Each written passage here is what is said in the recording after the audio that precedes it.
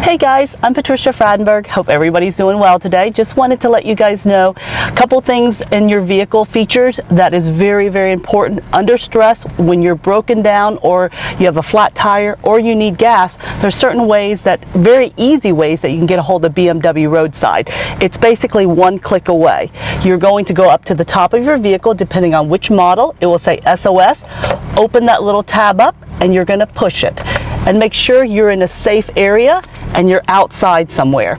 And we're just going to wait for the call to connect, and you'll see the emergency call it says it right on your iDrive screen, your location, and then they will come on and ask for you.